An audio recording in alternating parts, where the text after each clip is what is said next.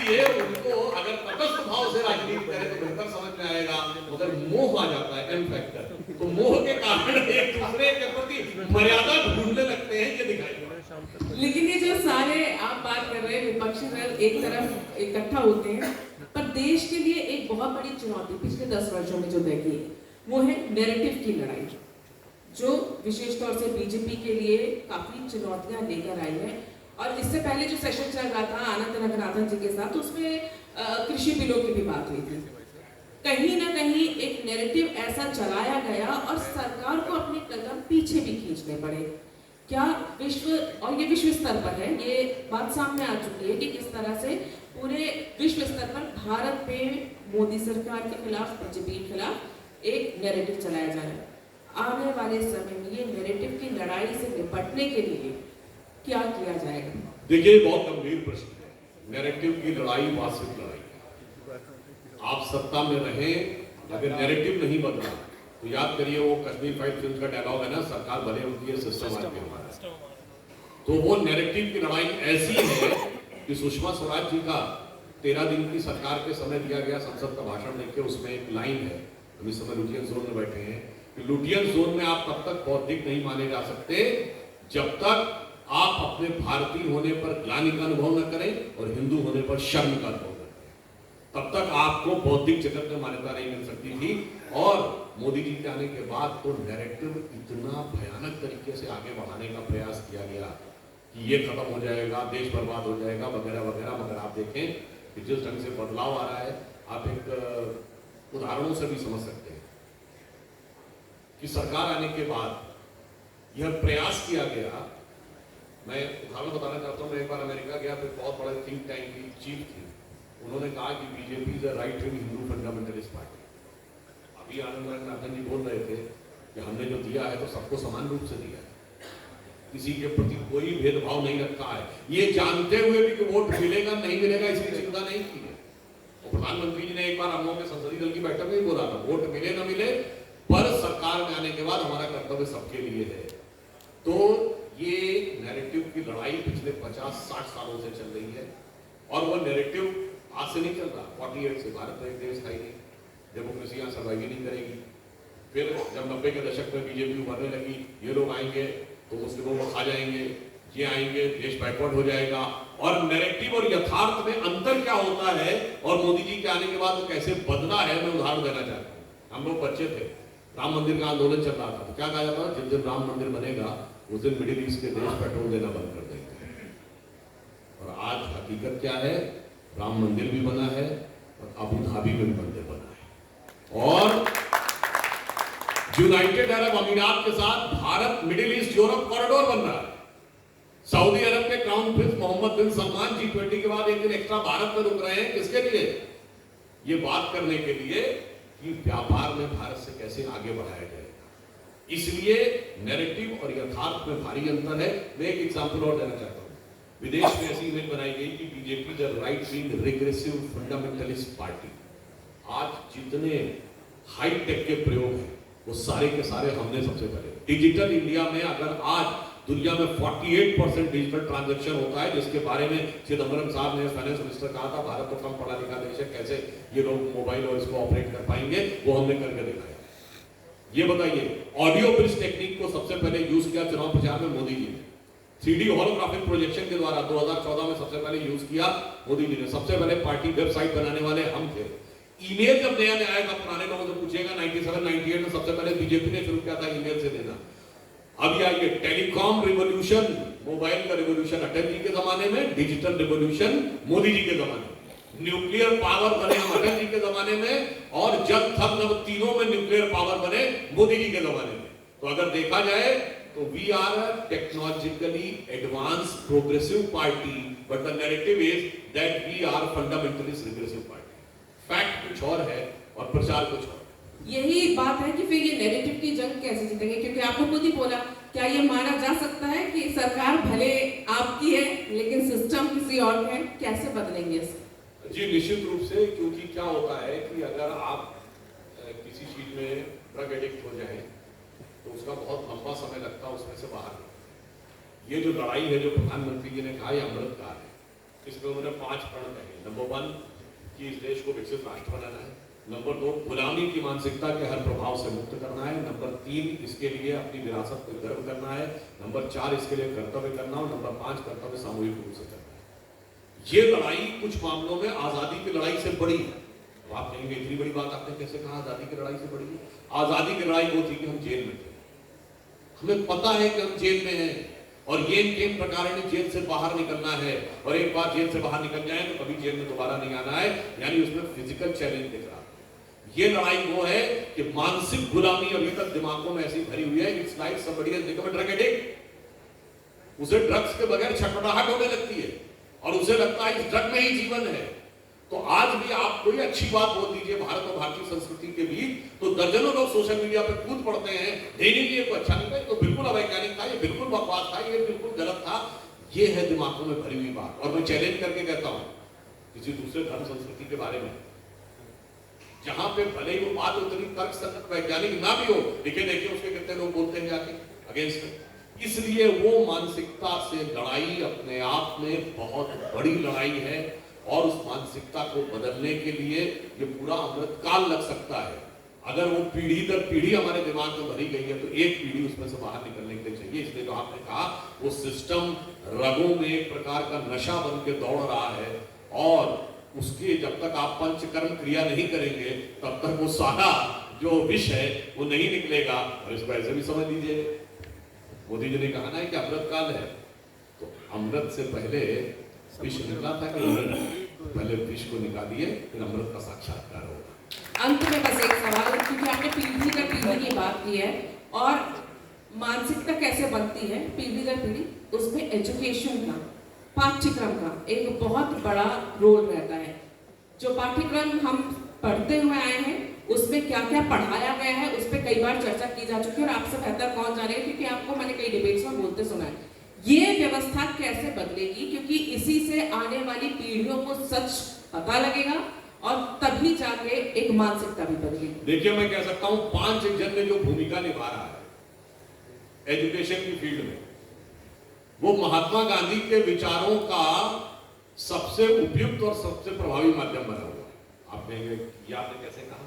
मैं सब प्रमाण बोल रहा हूं। महात्मा गांधी ने 1909 में किताब लिखी हिंद स्वराज, जो उन्होंने स्वराज की पूरी अवधारणा, उस हिंद स्वराज में, यहाँ रतन चावला जी बैठे, इन सबको आप लोगों को पता होगा, हितेश जी को, वो प्रश्नोत्तर के रूप में लिखी गई। प्रश्न पूछता है, कहता बापू हमारा गरीब किसान जिसके पास 2 जून की ढंग की रोटी तक नहीं है और जिसके आगे कोई आर्थिक सुरक्षा नहीं है, उसे देखकर आपको भारत के भविष्य से डर नहीं लगता? तो गांधी जी कहते हैं उसे देख के डर नहीं लगता है, मुझे पढ़े लिखे लोगों को देख के डर लगता है, क्योंकि ये लोग उस सभ्यता की गिरफ्त में आते चले जा रहे हैं। उन्होंने उसके लिए शैतानी सभ्यता तक वर्ड यूज किया है। उन्होंने कहा है ये हम ब्रिटेन से मुक्त होना चाहते हैं और खुद ब्रिटेन की कॉपी बनना चाहते हैं, ये स्वराज नहीं हो सकता। उन्होंने कहा कि अगर आपको बाघ के अत्याचार से मुक्त होना है और खुद बाघ का स्वभाव पाना है तो यह स्वराज नहीं हो सकता। तो मैं स्वघोषित गांधीवादियों से कहूंगा उस स्वराज में स्वराज तो आप लाए थे, यानी अपनी गवर्नमेंट, स्वतंत्र नहीं आया था। तंत्र की लड़ाई आज तक चल रही है और शिक्षा व्यवस्था के द्वारा जो हमारे दिमागों में विष भरा गया है उस विष को निकालने के लिए एक बौद्धिक व्यवस्था के द्वारा जो एक अभियान है जो महात्मा गांधी के हिंद स्वराज के मूल भाव के अनुरूप है, उस पर 5 जनवरी 78 वर्षों में बहुत महत्वपूर्ण भूमिका निभाई है। ये मैं पूरे विश्वास के साथ, और यदि आप जो विचारों में मतलब किस ढंग की चीजें भरी, मैं मतलब छोटा सा, कई बार हम ये बात बोलते भी हैं, सिंपल लॉजिक इस्तेमाल करिए तो आपको ये समझ में आ जाएगा। उदाहरण के लिए ये पिछला वर्ष 2024 एक मामले में भारत में टूरिज्म के लिहाज से बिल्कुल एक अलग वर्ष था।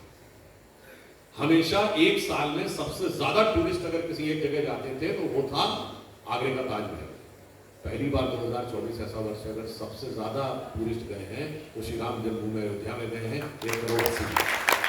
अब ताजमहल और राम मंदिर पे बस नैरेटिव में एक बात बता देना चाहता हूँ। ताजमहल आप में से अगर कोई गए होंगे तो बताता है गाइड के साथ, देखिए कितना सुंदर आर्किटेक्चर एक्सेलेंस है, इनकी टेक्नोलॉजी कितनी आगे थी कि उसकी जो बेस है यानी जो नींव है उसमें आबनूस की लकड़ी लगाई गई ताकि अगर जमुना में बाढ़ आ जाए तो लकड़ी की वजह से वो डूबेगा नहीं, वो प्लेटफॉर्म की तरह बचा रहेगा।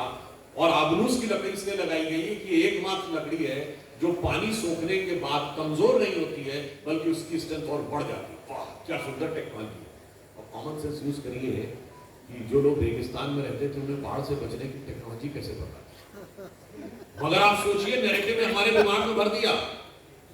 मजे की बात ये, नैरेटिव क्या पड़ा, आज की युवा पीढ़ी के दिमाग में बड़ी प्यार मोहब्बत की बातें आती हैं तो क्या नाम आते हैं, लैला मजनू, शीरी फरहाद, शाहजहां नूरजहां, सलीम अनारकली, जोधा अकबर। जबकि एक मुगल बादशाह बताइए उसकी एक बीवी रही, दर्जन भर से कम ऑफिशियल बीवियां नहीं होती थी, और किसी का हरम में 100-200 से कम औरतें नहीं होती थी, और एक स्त्री के प्रति निष्ठावान प्रेम के प्रतीक 3 पीढ़ी से भरे हुए हैं हमारे दिमाग में। जब प्यार किया तो डरना क्या, बंदों से पर्दा करना क्या। सोचिए मतलब किस प्रकार का नैरेटिव हमारे दिमाग में है। और आइए भगवान राम के बारे में, तो कहते भैया सीता जी को वन भेज दिया था, देखिए महिलाओं के साथ कितना भेदभाव हो गया था, ये भगवान राम की वजह से बन गए थे, केले की वजह से गए थे ना। तो दुनिया में कोई एग्जाम्पल है कि कोई लेडी की इतनी पावर कि राजा को अपना डिसीजन बदलना पड़े, फ्यूचर किंग को जाना पड़े, और वरदान किस बात के थे कि युद्ध में उसने राजा दशरथ की मदद की थी। सोचिए नैरेटिव क्या होता है और कैसे दिमाग में बैठा दिया जाता है। भगवान राम के जन्म के सारे आधार मौजूद, जन्म के सारे मतलब डिटेल्स मौजूद, पूरी पीढ़ियों की व्यवस्था मौजूद, सब कुछ मौजूद, मगर वो तो साफ साबित नहीं करना और दूसरी चीजों को लेकर मानो। तो इसलिए मैं सिर्फ बताना चाहता हूं ये नैरेटिव का खेल। अब मैं एक और अंत में उदाहरण दूं, हम तो कभी एक देश थे ही नहीं, वो तो अंग्रेजों ने आके हमको एक देश किया, ठीक है साहब। जब आप पूजा करते हैं और हाथ में जल लेते हैं तो क्या बोलते हैं, गंगे च यमुने च गोदावरी सरस्वती नर्मदे सिंधु कावेरी जलेस्मिन् सन्निधिं कुरु।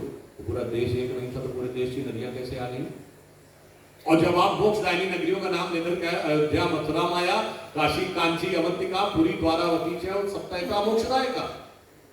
अब आप आइए, आप काशी मठ में जाइए, वहां जब सरस्वती जी की आराधना होती है क्या उसमें एक श्लोक में एक लाइन ये भी है, नमस्तु शारदे देवी कश्मीरपुर वासिनी। यानी वो शारदा देवी जो पीओके में चली गई उनके साथ भी संबंध बना रहता है। भगवान कृष्ण शरीर छोड़ते हैं द्वारका में और हृदय है कहां, जगन्नाथपुरी में। पूर्व और पश्चिम हृदय से ऐसे जुड़े रहते हैं। मगर क्या बताएं, नैरेटिव ये बनाया जाता है कि हम एक देश थे ही नहीं कभी। और लास्ट में एक जरूर मैं कहना चाहूंगा, हम तो साहब इतने अच्छे थे तो गुलाम क्यों हो गए। तो ठीक है साहब, अगर हम गुलाम हो गए तो इसका मतलब जो कुछ गुलामी के कालखंड में हुआ उसके लिए हम जिम्मेदार नहीं है। हम तो गुलाम थे, तो हमारा शासक था वो जो नहीं, वो जो कुछ भी समाज में गलत हुआ जिम्मेदार तो तुम थे साहब। जब मैं गुलाम था तो जिम्मेदार कैसे हो सकता हूं, मैं तो डिसीजन ही ले पा रहा। नहीं डिसीजन तो तुम ही ले रहे थे, तो फिर हम गुलाम नहीं थे। नहीं गुलाम तो तुम थे। मतलब गुलाम इसलिए बता के रखना है कि तुम्हारे मन में कॉन्फिडेंस नहीं आने पाए कि मुझे कोई गुलाम नहीं बना पाया। और उसके बाद सारी विकृतियां जो गुलामी के काल में आई, पर्दा प्रथा, ये बताइए कौन से हिंदू देवी देवता देवी की फोटो आपने पर्दे में देखी। बाल विवाह है हमारे यहाँ तो 25 वर्ष का ब्रह्मचर्य लिखा हुआ धर्मशास्त्र में। उसके बाद मगर ये सारी हमारे दिमाग में भरनी है।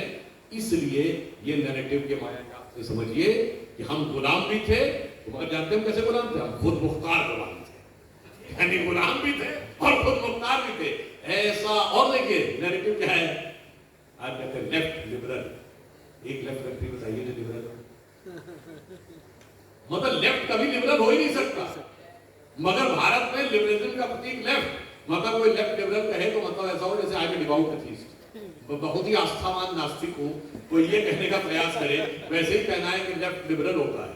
तो इसलिए इस नैरेटिव के आख्यान को, और इसको आप ऐसे समझिए जैसे हमारे कहा गया ना कि जो निरुक्ति होती थी वेदों में, शिक्षा का निरुक्त में जब अर्थ निकालना हो तो प्रकरणशाह निकालना चाहिए, विवेक का इस्तेमाल करके निकालना चाहिए।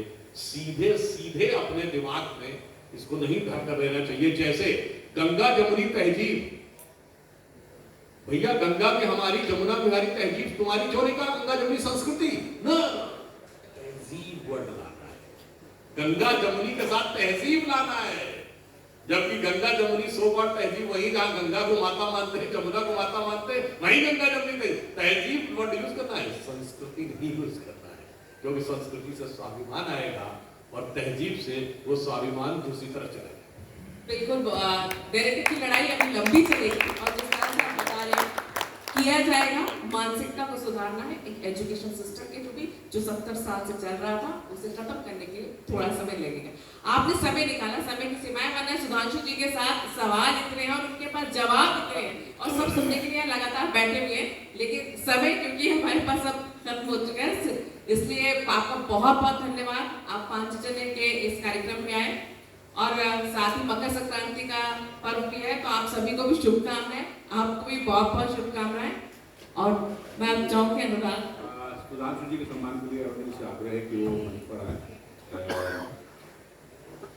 और हितेश शंकर जी आप भी मंच पर आए।